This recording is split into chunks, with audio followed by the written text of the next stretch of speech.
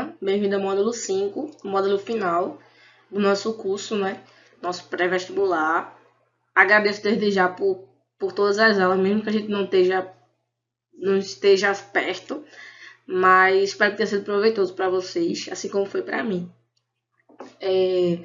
Nesse módulo 5, a gente vai estudar sobre a química ambiental, e essa parte é bem importante até para questões de redação e questões de atualidade, porque é o que acontece no nosso dia a dia e está presente no nosso cotidiano. E a aula inicial de hoje, eu vou falar sobre a chuva ácida, quais os seus efeitos e por que ela é causada. A gente vai aprender o que é a chuva ácida, conhecer quais os seus danos e entender como ela é formada. Mas o que é a chuva ácida? A chuva ácida é a precipitação com a presença de ácido sulfúrico, ácido nítrico e ácido nitroso, resultante de reações químicas que ocorrem na atmosfera. A chuva é naturalmente ácida, pois a água da chuva se combina com o gás carbônico. As chuvas ácidas, consideradas nocivas, são de dois tipos, ocorrendo em ambientes diferentes e envolvendo também substâncias diferentes. As chuvas tornam-se um problema ambiental quando seu pH abaixo de 4,5. Elas resultam na quantidade exagerada de produtos da queima de combustíveis fósseis liberados na atmosfera em consequência das atividades humanas. Mas como é formada a chuva ácida? Deixa eu trocar o ponteiro, colocar um laser aqui. Vê só. Os gases nocivos liberados na atmosfera, SO2, MO2 e CO2, são liberados. Esses gases são transportados para cima pelo vento, logicamente. Os gases se combinam com gotículas de água para formar os ácidos, né? E aí forma a chuva ácida que destrói as plantas, polui o solo, as fontes de água e corrói as construções. Então, o dióxido de carbono, CO2, que é existente na atmosfera, já torna a chuva levemente ácida, mesmo em condições naturais. O pH natural da água é 7. E quando em equilíbrio com o CO2 atmosférico, fica 5,6, que é um pouco ácido. Os óxidos de enxofre, que é o SO2, e de nitrogênio, são os principais componentes da chuva ácida, como a gente pode ver nessa imagem. Esses compostos são liberados na atmosfera através da queima de combustíveis fósseis. Ao reagir com as gotas de água da atmosfera, formam o ácido sulfúrico e o ácido nítrico, que é o H2SO4 e o HNO3. Juntos, esses ácidos provocam um aumento da acidez da água da chuva. As atividades humanas são as principais responsáveis por esse fenômeno da chuva ácida. Como a gente viu, a liberação de gases em decorrência dos usos de combustíveis fósseis é a principal responsável pela formação de chuvas ácidas. Assim, são resultados do uso de combustíveis fósseis nos transportes, nas termoelétricas, nas indústrias e outras formas de combustão. Elas também podem ser formadas por causas naturais, como na liberação de gases durante a erupção de um vulcão.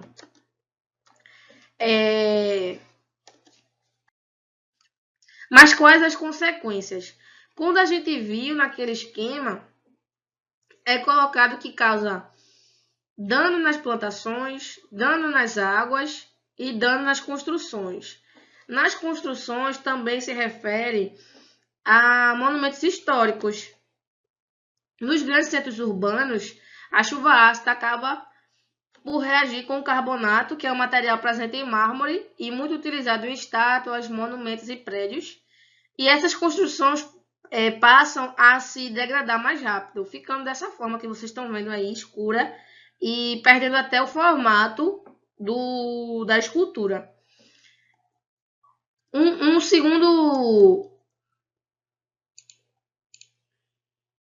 Uma segunda consequência bem marcante é a acidificação em alto nível causada por estragos ambientais de grandes proporções. As florestas localizadas em altas altitudes são as que mais sofrem, pois ficam imersas a nevoeiros acidificados. O pH da água em situação normal é 7, né? Como a gente já estudou isso. E quando entra em contato com o CO2, o pH muda e atinge 5,6, como eu mencionei anteriormente. As nuvens e a chuva ácida danificam a superfície das folhas, quando entra em contato com as árvores. O solo também tem seus nutrientes diminuídos e as raízes passam a crescer de forma lenta e, com isso, as árvores tendem a ficar inférteis. A chuva ácida que atinge o ambiente aquático dificulta o desenvolvimento dos fitoplânctons, que são organismos que realizam a fotossíntese, e restringe a cadeia trófica, afetando os seres vivos que dependem delas, né? As águas vão então se acidificando e a biodiversidade é reduzida. Um exemplo dos estragos que a chuva ácida pode causar é do município de Cubatão, em São Paulo, que tem cerca de 20 indústrias e essa área sofre constantemente problemas de acidez nas precipitações, que já destruiu a vegetação da costa da Serra do Mar e provocou a erosão do solo. Além disso, vários moradores apresentam doenças respiratórias. Como isso já é bem conhecido, que São Paulo é uma cidade muito poluída por ter muita gente, muito carro, muita indústria e muita poluição. Então, a consequência é que a população tenha e apresente doenças respiratórias. Mas qual seria a solução desse problema? A Revolução Industrial contribuiu muito para o desenvolvimento tecnológico científico da sociedade, mas também colaborou para o aumento dos problemas ambientais causados pelo aumento do lixo e da liberação de gases nocivos.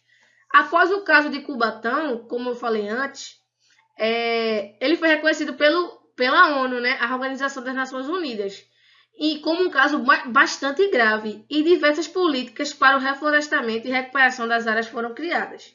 As discussões sobre a sustentabilidade e efeitos das ações do homem sobre o meio ambiente tornaram-se centro de grandes pesquisas e debates em fóruns mundiais.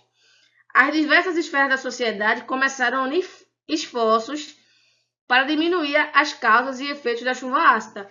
Entre as ações implantadas foram a instalação de filtros nos carros e chaminés para diminuição de lançamento de gases nocivos para a atmosfera, implantação de políticas ambientais específicas para cada caso, investimento em fontes de energia alternativa, aumento de pesquisas em eficiência energética e a adoção de projetos de carona solidária ou rodízio de carros.